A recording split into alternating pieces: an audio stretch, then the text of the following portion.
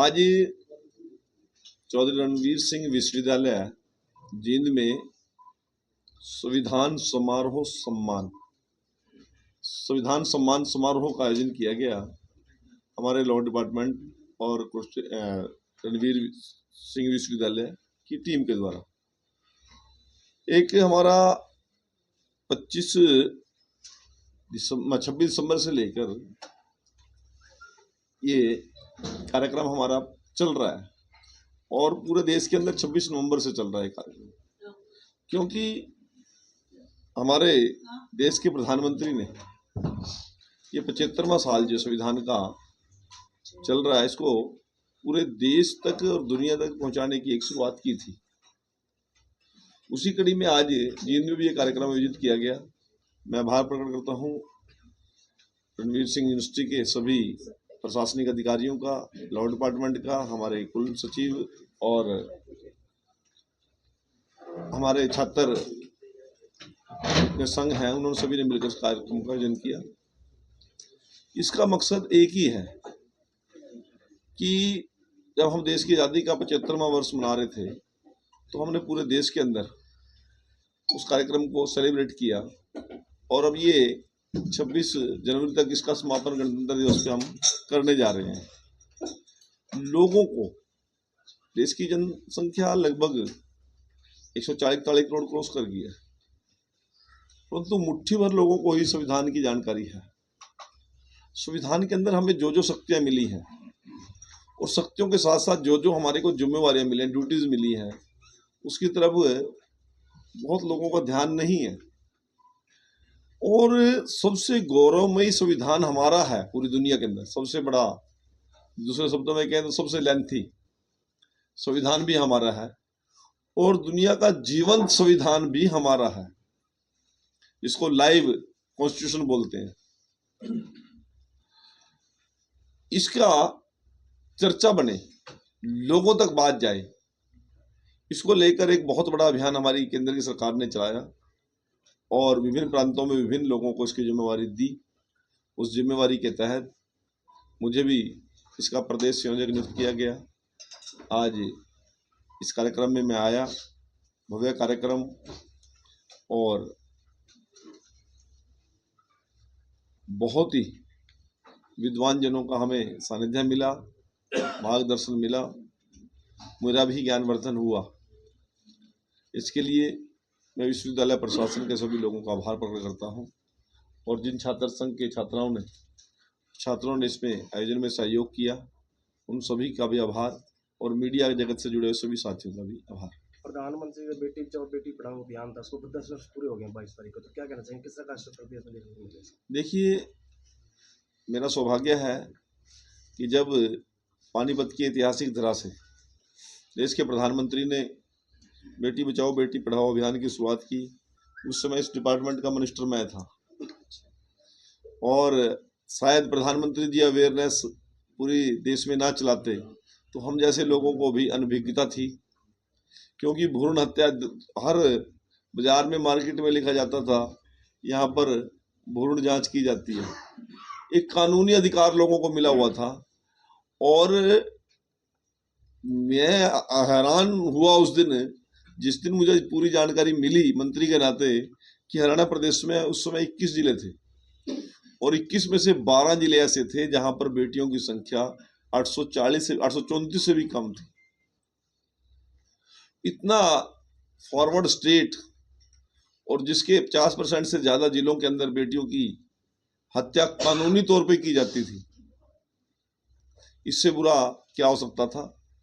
और जो भ्रूण जांच के बाद जिस प्रकार की बेटियों को कोख में मारने का एक पूरे प्रदेश के अंदर और देश में प्रचलन था और उसके कारण जो समाज के अंदर असमानता हुई और उसके कारण किस प्रकार की समाज के अंदर असंतुलन हुआ, वो जब सोचा तो दिमाग की नसें फट गई। हम बड़े शौक से कह देते थे, वो शब्द मैं यहाँ पर आपके सामने मीडिया के सामने नहीं बोल सकता, कि बेटियां तो बोझ है परिवार पे। लोगों ने इस बात को अपने मन में बिठा लिया था। यदि सभी लोग बेटियों को बोझ मान के चलते और देश के प्रधानमंत्री जी इतना बड़ा इंसेंटिव ना लेते तो आज बेटियों की संख्या 1000 लड़कों के मुकाबले में 950 से ऊपर चली गई है हमारी। ये सिर्फ उसी अवेयरनेस का, उसी कानून और उस जागरूकता का ही एक बहुत बड़ा उदाहरण देश के अंदर है। देश के प्रधानमंत्री जी ने बेटियों को जहां जीने का अधिकार दिया, वहां उनकी शिक्षा की समुचित व्यवस्था हो, उनके रोजगार का प्रबंध हो और उनको भी पूरा सम्मान मिले, इस बात की चिंता माने देश के प्रधानमंत्री जी ने की। और उस क्षण के साथ, उस विभाग के साथ मैं जुड़कर मैंने काम किया, ये मेरे लिए भी गौरव की बात है।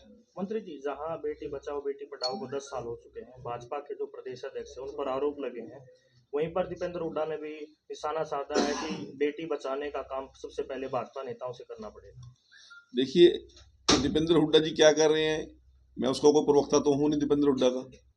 पहले तो वो अपना काम संभाल ले। अब उनके हाथ से लोग कहते हैं कांग्रेस बचानी बड़ी मुश्किल हो रही है हमने। किसी के ऊपर भी कोई आरोप लगा के कोई बात कहना और इस बात का उस बात से कोई कंसर्न नहीं है, इस बात को आप कह रहे हो। आरोप लगे हैं, जांच कर रही है, सरकार भी कर रही है और पुलिस भी करेगी। उसमें जो तथ्य सामने आएंगे वो सबके सामने आएंगे, उसमें कुछ भी बात तो है नहीं, कोई हिडन चीज तो कुछ नहीं है। बड़ोनी की पत्नी ने सीबीआई मैं एक बात, अब सभी बात आप ही करोगे तो मैं क्या करूंगा? या तो आप सभी बात आप कर लो, मेरे से सवाल किया तो जवाब मुझे देने दो।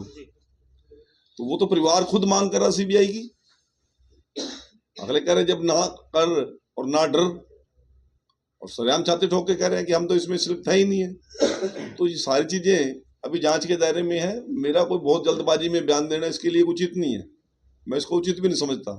कुछ चीजें कानून के दायरे में है, हमको कानून के दायरे में ही रहना चाहिए। दिल्ली चुनाव को लेकर किस प्रकार की तैयारी है?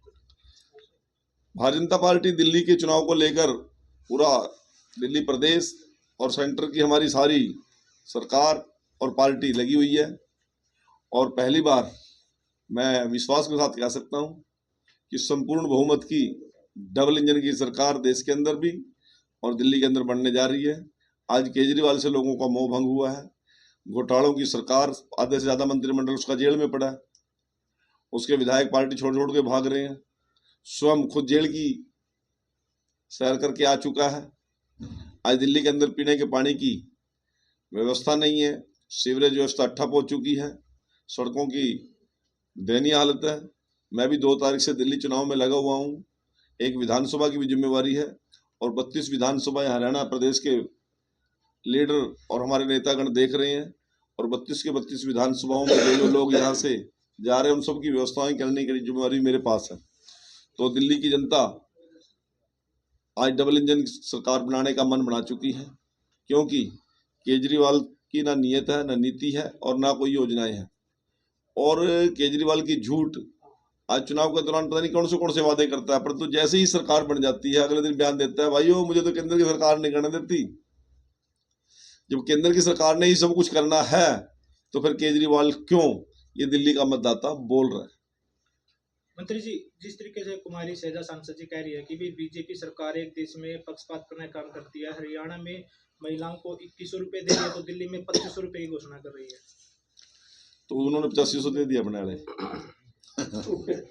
पूछ लेना, आपने जी दूसरा यूज सवाल करा था, आप पूछ लेते। तो मैं बता रहा हूँ ना जी, एक देश का की कोई कौन सी बात होगी? दिल्ली की पॉपुलेशन क्या है, हरियाणा की पॉपुलेशन क्या है, दिल्ली के संसाधन क्या है, हरियाणा के संसाधन क्या है, उत्तर प्रदेश के संसाधन क्या है, नागालैंड के संसाधन क्या है, मणिपुर के संसाधन क्या है, मणिपुर की पॉपुलेशन क्या है। शैलजा जी से पूछ के करेंगे क्या सारा काम? शैलजा ने उसकी पार्टी में को खुद नहीं पूछ रहा, कोई हमारे को ज्ञान देने जा रही है। क्या कि हुड्डा जी से एक बार सलाह करें ना, कोई बात करें, दोनों इकट्ठे बैठे क्या? तो हुड्डा जी कोठी खाली नहीं कर रहे हैं जो कई बार कह चुके, तो उसको करेंगे कोई नहीं। उसने आस है, हम भी कह रहे देख ले तो जोर ला ले, जितना बना दे खाली कर दिया भाई।